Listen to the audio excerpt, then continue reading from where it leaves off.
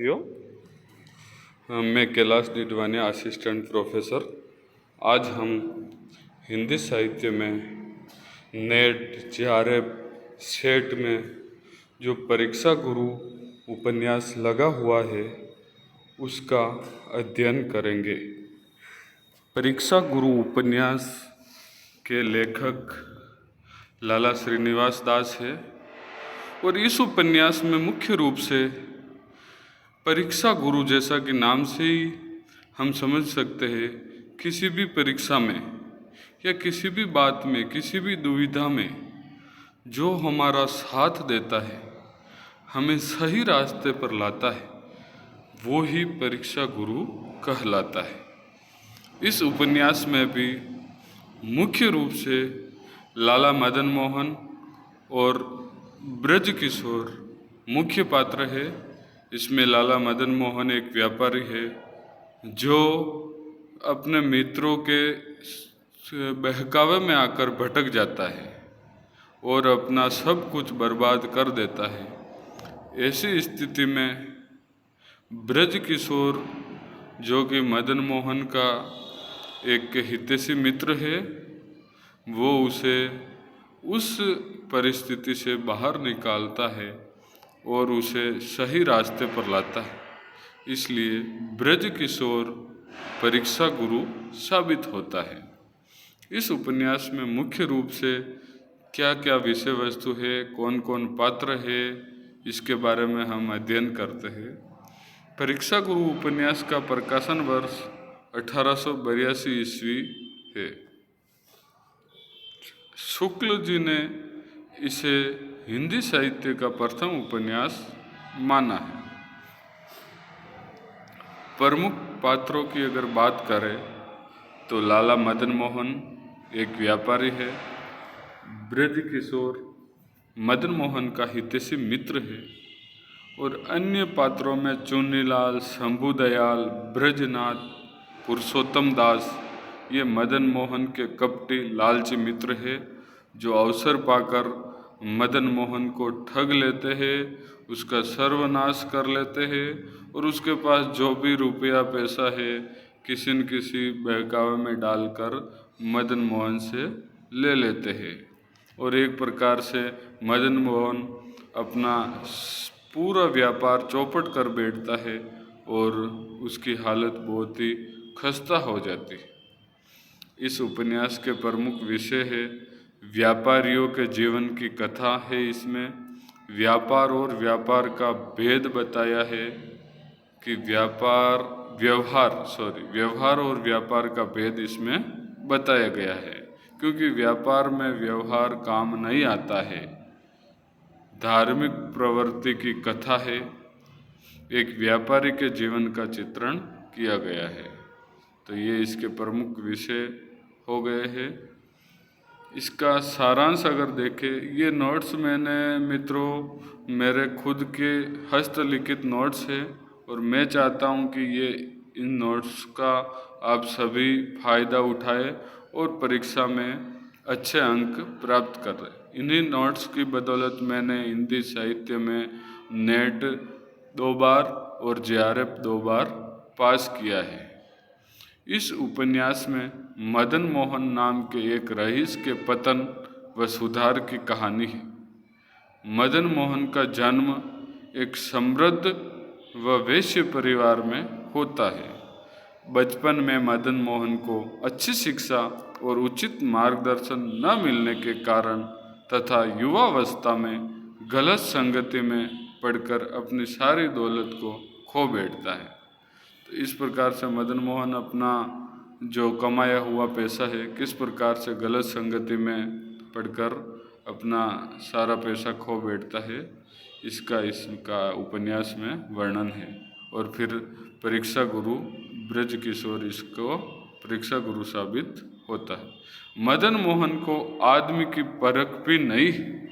वह अपने सच्चे हितैषी मित्र ब्रज किशोर को अपने से दूर करके चुन्नीलाल, शंभुदयाल, ब्रजनाथ तथा पुरुषोत्तम दास जैसे कपटी, लालची व मौका परस्त खुशामदी दोस्तों से अपने आप को घिरा रखता है और यही मित्र आगे चलकर मदन मोहन को ठग लेते हैं और उसका सर्वनाश कर देते हैं। बहुत जल्द इनकी गलत सलाहों के चक्कर में मदन मोहन भारी कर्ज में डूब जाता है और कर्ज समय पर अदा न कर पाने से उसे अल्प समय के लिए कारावास भी हो जाता है। देखिए, ऐसी परिस्थिति आ जाती है कि कर्ज में डूबने के बाद उसे कारावास भी हो जाता। ऐसी दुविधा जैसी स्थिति में, इस कठिन स्थिति में उसका सच्चा मित्र ब्रज किशोर ही इसके काम आता है। बाकी कपटी लालची मित्र तो उससे दूर हो जाता है। तो मित्रों, हमें भी अपने जीवन में ऐसे कपटी लालची मित्रों से दूर रहना चाहिए। सदैव सच्चे मित्रों से हमने संपर्क रखना चाहिए ताकि जीवन में कभी भी दुविधा आ जाए तो उसे उबर सके।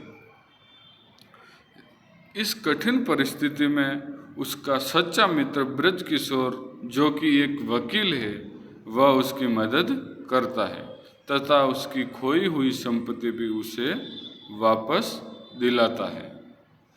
इतना ही नहीं, ब्रज किशोर मदन मोहन को सही उपदेश देकर उसे अपनी गलतियों का भी एहसास दिलाता है। इस प्रकार से मदन मोहन की इस संकट की घड़ी परीक्षा में ब्रज किशोर परीक्षा गुरु साबित होता है। देखिए, अगर परीक्षा में आ जाए परीक्षा गुरु कौन है, पात्र का नाम भी पूछ सकते हैं, तो ये ब्रज किशोर नाम आपको याद रखना है। परीक्षा गुरु किस प्रकार से साबित होता है ब्रज किशोर, ये सब सवाल आ जाए तो 3-4 विकल्प में से आप विकल्प को चुन सकते हैं। सामान्य सवाल ही आते हैं, आपको केवल कथा वस्तु इसकी ध्यान में रहनी चाहिए। लाला श्रीनिवास दास जी स्वयं यह स्वीकार करते हैं कि उनकी यह रचना अनुभव द्वारा उपदेश मिलने की एक सांसारिक वार्ता है। जो इस उपन्यास के लेखक हैं लाला श्रीनिवास दास जी, वे स्वयं कहते हैं कि अनुभव द्वारा उपदेश मिलने की एक सांसारिक वार्ता है। जब तक हम ठगे नहीं जाएंगे मित्रों से, सखाओं से, दुश्मनों से, तब तक हमें ज्ञान नहीं होता है। एक कहावत भी है, बादाम खाने से अक्ल नहीं आती है, ठोकर खाने से अक्ल आती है। तो जब तक आदमी ठगा नहीं जाएगा, ठोकर नहीं खाएगा, तब तक उसे अक्ल नहीं आती। तो श्रीनिवास जी सही कहते हैं कि अनुभव द्वारा उपदेश मिलने की एक सांसारिक वार्ता है। किस उपन्यास के बारे में कहा है? तो परीक्षा गुरु उपन्यास के बारे में। इस उपन्यास की सबसे बड़ी विशेषता यह है कि इसमें जीवन के क्रियाकलापों एवं व्यापारों को कथा वस्तु का आधार बनाया गया है। ये बहुत बड़ी विशेषता है और ये प्रश्न भी आ जाते हैं कई बार, परीक्षा गुरु उपन्यास की विशेषता है इसमें जीवन के क्रियाकलापों एवं व्यापारों को कथा वस्तु का आधार बनाया गया है। प्रमुख पात्र भी पूछ लेते हैं कभी कभी कि परीक्षा गुरु उपन्यास के पात्र इनमें से है या इनमें से नहीं है, तो आपको ध्यान रखना है पात्रों का। भाषा शैली की बात करें तो परीक्षा गुरु उपन्यास नीतिपरक व उपदेशात्मक है। इसमें उपदेश मिलता है हमें और नीति की बात इसमें आई है। इसमें जगह जगह इंग्लैंड और यूनान के इतिहास से दृष्टांत दिए गए हैं। यह दृष्टांत मुख्यतः ब्रज किशोर के कथनों में आते हैं। उपन्यास के बीच बीच में संस्कृत, हिंदी, फारसी के ग्रंथों के ढेर सारे उद्धरण भी ब्रज भाषा में काव्यानुवाद के रूप में दिए गए हैं। उपन्यास की भाषा हिंदी के प्रारंभिक गद्य का अच्छा नमूना है। इसकी भाषा जो है, जो ये प्रारंभिक हिंदी है, उसका एक अच्छा उदाहरण हमें देख सकते हैं। पढ़ेंगे आप तो भाषा ऐसी सरल सुबोध है कि आसानी से आपको समझ में आ सकती है। और एक बार अगर आपने वो पूरा उपन्यास पढ़ लिया तो आपको ऐसा लगेगा कि और मुझे उपन्यास कहानियाँ पढ़नी चाहिए। परीक्षा की दृष्टि से बात करें तो आप इस वीडियो को देखकर भी आसानी से इस परीक्षा गुरु से संबंधित प्रश्न आएगा उसे कर पाएंगे। सरल बोलचाल की दिल्ली के आसपास की भाषा में कथा सुनाई गई है।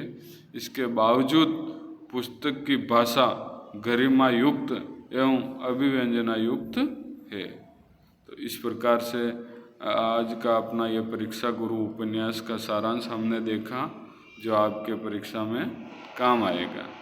क्योंकि एक कृपाराम जी खेड़िया जो एक हिंदी में प्रसिद्ध कवि हुए हैं, वो भी कहते हैं, मतलब रे मनवार चुपके लावे चूरमो, बिन मतलब मनवार राब न पावे राजिया।